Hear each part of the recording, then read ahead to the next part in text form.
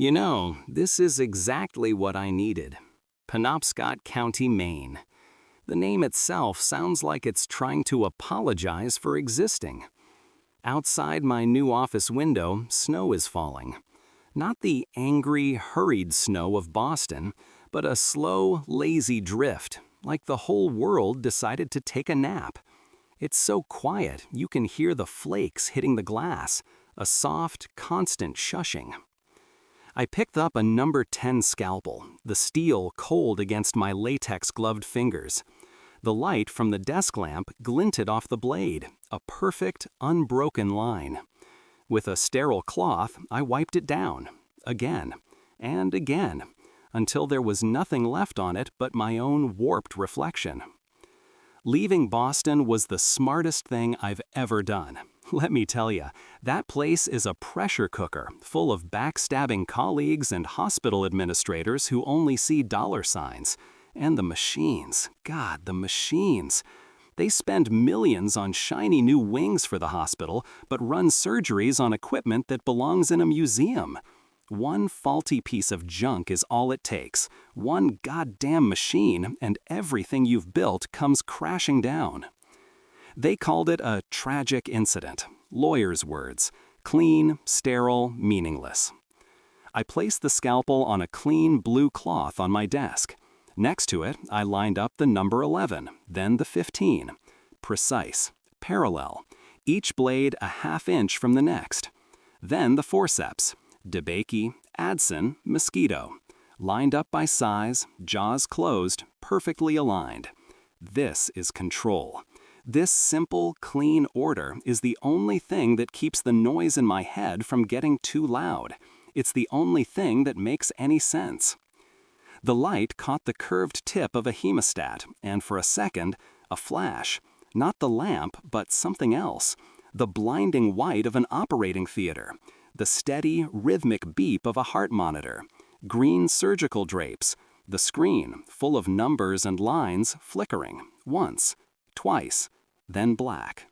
And the sound, click. My hand jerked. The hemostat clattered against the metal desk. The sound echoed in the tiny, quiet office. Fucking hell. I squeezed my eyes shut, pressing the heels of my palms into them until I saw spots. It's just the trauma, Ethan. That's what the shrink said. Post-traumatic stress. Your brain is replaying the event, trying to process it. He made it sound so simple, so textbook. He didn't have to live with the fucking soundtrack. I picked up the hemostat and wiped it down again, my movements a little too rough. Fingerprints, smudges, contaminants. I had to get them off, had to make it perfect again. The door creaked open without a knock. I didn't look up. "You're more particular than the old biddies in the church sewing circle, Doc." The voice was dry, raspy. I glanced over. Mary, the head nurse. She had to be a decade past retirement age, with a face like a road map of every long shift she'd ever pulled. She was leaning against the doorframe, a chipped ceramic mug in her hand, watching me with eyes that didn't miss a thing. I just shrugged, not breaking my rhythm. I placed the perfectly clean hemostat back in its spot. "Order is efficient, Mary." She snorted, a sound like gravel turning over. "Whatever you say. Just came to tell you the EKG machine in room 3 is acting up again. Figured you'd want to take a look before Mrs. Gable comes in for her checkup. Her heart's got more skips than a schoolgirl's jump rope. I'll be right there." She nodded and was gone, leaving behind the faint smell of burnt coffee. I took a deep breath, surveying my work. A perfect, gleaming arsenal of steel, all in its right place. For a moment, the noise in my head subsided. For a moment, there was just the clean, logical order of my instruments. Room 3 was like the rest of the hospital, clean but ancient. The walls were a pale, sickly yellow. The EKG machine sat in the corner, a bulky beige box with a tangle of wires. It looked like something out of a 50s science fiction movie. I tapped the plastic casing. It felt brittle. I flipped the power switch. The machine hummed to life, a low, weary sound. A thin strip of paper began to slowly crawl out of the slot. I attached the leads to my own wrists, just for a test. A jagged green line appeared on the tiny screen, marching in time with my own pulse. Steady, rhythmic, everything normal. I leaned back, watching it. You see? Logic, science, a system with rules, input, output, cause, effect. This I could trust. This made sense. A faulty machine in Boston was a statistical probability. An old machine here, acting up, was an inevitability. There was an explanation for everything. You just had to be smart enough to find it. I was about to disconnect the leads when the machine made a sound. A small, sharp, metallic sound. Click. The green line on the screen went flat. The paper stopped feeding. The low hum died, replaced by that thick silence I was getting to know so well. My blood went cold. My own heart seemed to stop right along with the machine. I stared at the flat line. It wasn't my line, it was hers, the little girl on the table. Beep, beep, beep. Then nothing. I reached out, my hand shaking just a little, and smacked the side of the machine, hard. The hum sputtered back to life. The paper started moving. The green line jumped back into its familiar jagged rhythm. Just a piece of junk, an old worn-out relic. That's all it was. But the sound, it was the same. Exactly the same. It's a coincidence, Ethan. I said the words in my head, a frantic whisper. You're a man of science. Don't be an idiot. Old machines make noises. Faulty wiring, a worn-out switch. It's a simple, mechanical failure. That's all. That's all it is. The next few days were good. I mean, actually good. On Monday, I performed a textbook appendectomy on a local teenager who'd eaten too many chili dogs at the county fair. The kid was fine, in and out. The procedure was clean, uncomplicated. No fancy lasers, no experimental tech. Just a scalpel, my hands, and a century of established medical science. As I tied the final suture, I felt something I hadn't felt in a long time. A quiet hum of satisfaction. This was it. This was what I had been looking for. The slow, steady rhythm of ordinary medicine. No pressure, no spotlight, just fixing what was broken in the simplest way possible. The quiet of this place wasn't just an absence of noise. It felt like a treatment, a balm smoothing over the raw parts of my mind. I stripped off my gloves and went to the scrub sink at the back of the OR. The water came out hot, steaming in the cool air. I worked the soap into a lather, scrubbing methodically from my fingertips to my elbows, watching the pinkish water swirl down the drain. I felt tired, but it was a good tired. The physical exhaustion that comes after a job well done. Above me, the long fluorescent bulb in its yellowed plastic housing hummed. It had been humming the whole time, part of the hospital's background noise. But then the hum changed. It stuttered. The light flickered once, twice, plunging the small room into a strobe-like sequence of light and shadow. Then came the sound, from the light fixture. A sharp little click. And the room went dark. Not completely dark. The emergency exit sign at the end of the hall cast a faint, sickly green glow through the doorway. Just enough to see shapes. My own shape, standing in front of the wide wall-mounted mirror above the sinks. I froze, my hands still slick with soap. In the mirror, my reflection stood there, a dark silhouette against the green light. But it was wrong. My hands were still, poised over the basin. But in the mirror, its hands were moving. Slowly, deliberately. One hand held an invisible scalpel. It drew a long, precise line through the air. A cutting motion. A perfect incision into nothing. My heart did a full stop, then kicked back in, hammering against my ribs like a trapped bird. I couldn't breathe. I couldn't move. I just stared at this other me in the glass, its hands performing a silent, ghostly surgery in the dark. I blinked. Just a single hard blank. The fluorescent light buzzed and flickered back to life, flooding the room with harsh white light. I flinched, squinting. In the mirror, there was just me, my face pale, my eyes wide. My hands were dripping soapy water into the sink, trembling so badly I had to grip the edge of the porcelain to steady them. I was alone. Of course I was alone. Fatigue, my brain supplied desperately. Low blood sugar. You haven't eaten since this morning. It's a simple hallucination, a trick of the light. I nodded at my own reflection, trying to believe it. But the feeling of ice water pouring down my spine, that was real. The clicks started to follow me after that, little auditory landmines waiting for me in the quiet corners of the hospital. The next day, I was in the break room, a place that perpetually smelled of stale coffee and despair. I went to fill my mug. The ancient coffee maker was in the middle of a brewing cycle, gurgling and hissing. As the last of the brown liquid dripped into the glass pot, the heating element shut off with a distinct click. I flinched so hard I sloshed hot coffee over my hand. Mary, sitting at the table doing a crossword, looked up at me over her glasses. "Careful there, Doc. Don't want to file a workplace injury report." I just mumbled something and walked out, my heart racing for no goddamn reason. Later, I passed the security guard station near the main entrance. Old Frank was asleep in his chair, his chin on his chest, a tiny transistor radio on his desk crackling with a baseball game. As I walked by, the reception cut out, a burst of static. Then a sharp click from the radio's speaker, and silence. I stopped dead in the hallway. I waited. The announcer's voice came back a few seconds later. Just interference, that's all.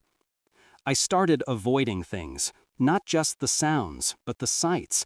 I found myself averting my eyes from anything with a reflective surface. The glass on the medicine cabinets, the polished chrome of the gurneys, the gleaming stainless steel instrument trays that I used to take so much pride in. I'd catch a glimpse of my own movement, and my stomach would tighten. I started wiping them down with a frantic energy, not just to clean them, but to smudge them, to blur the reflection so I wouldn't have to see it clearly. "What the hell is wrong with you, Ethan?" The question looped in my head. Is someone messing with me?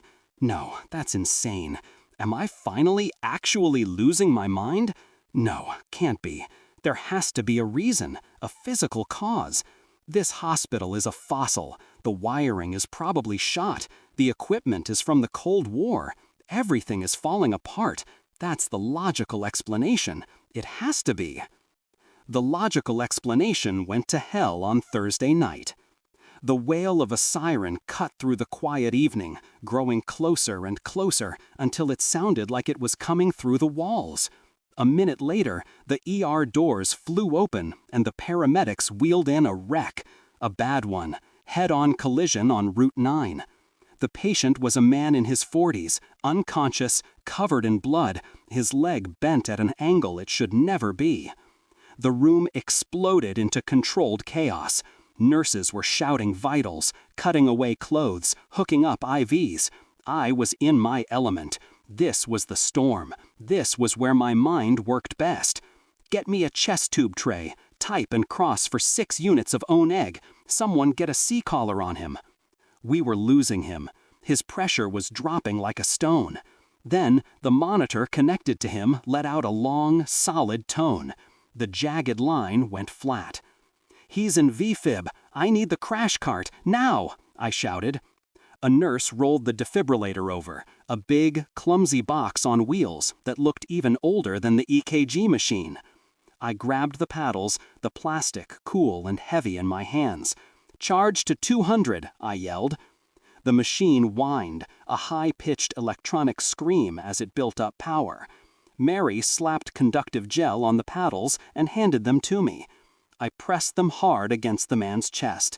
"Everybody clear!" The team stepped back. My thumb was on the discharge button. The world seemed to slow down. There was only the patient's chest, the paddles in my hands, and the high-pitched whine of the machine. And just as I was about to press the button, The machine made a sound from deep inside its plastic casing. A small, dry, final-sounding click. The charging whine died instantly. The small green light on the console went out. The screen went black. It was dead. No! The word escaped my lips as a whisper. No! No! Not again! You piece of shit! Not now! The flatline tone from the heart monitor was the only sound in the room. It was the sound of death. The same sound that haunted my sleep. I didn't have time to think. I threw the useless paddles on the cart and lunged for the patient. "Start compressions," I roared at the nearest nurse, then positioned my hands on the man's sternum and began pumping hard. The force of it was brutal. I felt one of his ribs give way. It didn't matter. "Get me a line for epi, 1 milligram." For the next few minutes, the world was nothing but the rhythm of chest compressions, the counting, the shouting of orders, and the relentless, mocking drone of the flatline alarm. Then, a flicker on the screen, a single, beautiful blip. "We have a rhythm," a nurse yelled.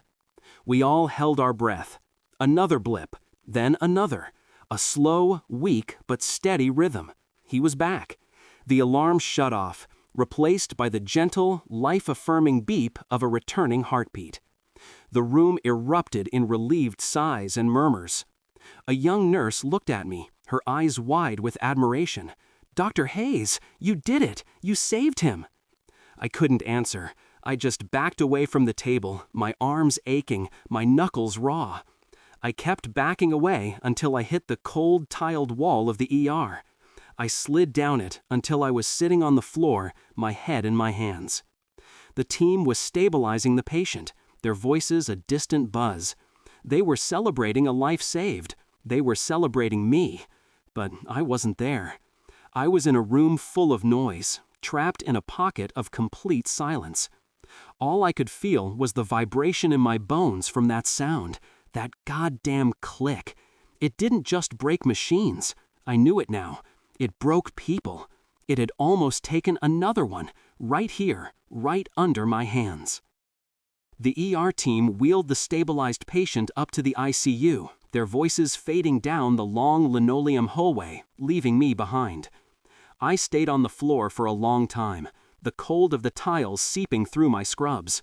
I didn't want to get up. Getting up meant I had to walk back into the world where things went click in the dark. Eventually, my muscles screamed in protest, and I forced myself to my feet, my joints popping. I walked like an old man to the staff break room, a small windowless box that always smelled faintly of burnt coffee and microwave popcorn. The adrenaline from the code was gone, leaving behind a tremor in my hands I couldn't stop. I grabbed a flimsy plastic cup and filled it with water from the cooler. The cup shook, the surface of the water trembling, creating tiny, frantic ripples. I needed to get it to my mouth without spilling it all over myself. It felt like the hardest procedure I'd ever had to perform. I was staring at the water, trying to will my hands to be still, when the door swung open. It was Mary, the head nurse. She was in her late 50s, with graying hair pulled back in a tight bun, and eyes that had seen everything this hospital could throw at a person twice over. She didn't say anything at first, just moved to the coffee pot, grabbed her favorite chipped mug from the rack, and poured herself a cup of the black sludge that had been sitting on the burner for hours. The smell filled the room. Bitter. Old. She took a sip, then looked at me. Her expression wasn't pitying. It was just observant. "You look like hell, doctor," she said, her voice raspy. "But that was good work back there. Damn good work. You brought that man back from the dead." A sound escaped my throat. I think it was supposed to be a laugh, but it came out like a dry cough, a single sharp bark of air. "Thanks, Mary." I managed to get the cup to my lips and took a sip of water. It tasted like plastic. I hate it, though. She raised an eyebrow. "Hate what? Saving lives?" "No, hating having to rely on these pieces of junk." I gestured vaguely in the direction of the ER. "That defibrillator, it's a relic. Half the equipment in this place belongs in a museum. You just pray it works when you need it. One little click at the wrong time, and it's all over. Game over. I took another shaky sip of water. I've been there before. Mary didn't answer right away. She walked over to the small table and sat down, stirring her coffee with a plastic spoon. The sound was a quiet, rhythmic tink. Tink. Tink against the ceramic. She stared down into the black liquid as if she were reading tea leaves. "Dr. Hayes," she began, her voice low and even, still not looking at me. "I read your file when the hospital was vetting you. What happened in Boston, a terrible thing." She paused, lifting the mug to her lips. The clock on the wall, a cheap plastic thing with a picture of a lighthouse on it, ticked loudly in the sudden quiet. Tick. Tock. Tick. She lowered the mug. "But the thing I found strange," she continued, her eyes finally lifting to meet mine, "was the final investigation report. I'm thorough, you know." Have to be. The report, it didn't mention any equipment malfunction at all, not a word. My blood went cold, not figuratively. I felt a real physical chill spread from my chest out to my fingertips. The plastic cup in my hand started to feel slippery. What? The word was a croak. Mary took another sip of her coffee, completely unbothered. She was just a woman having a late-night coffee, stating a fact she'd read on a piece of paper months ago. She had no idea she was holding a grenade. "Yeah," she said, "they concluded everything was working perfectly that day. The surgical laser, the monitors, all of it. Top of the line, state of the art, all passed inspection with flying colors." She pulled the pin. The world dropped out from under me. Her words didn't just hang in the air, they sucked all the oxygen out of the room. The humming of the ancient refrigerator in the corner, the distant beep of a machine down the hall, my own breathing, it all just stopped. Then one sound punched through the vacuum. From the lighthouse clock on the wall. It wasn't a tick anymore. Click.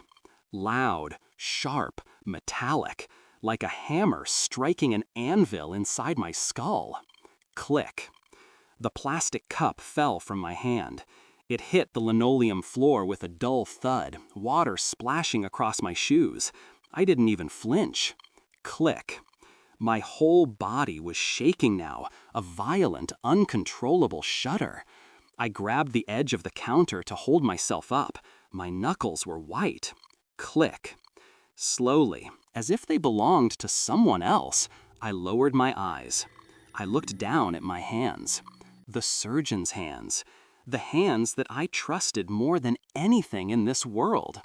The hands that could slice through millimeters of human tissue, navigate the labyrinth of the spinal cord, stitch a wound so perfectly it would barely leave a scar.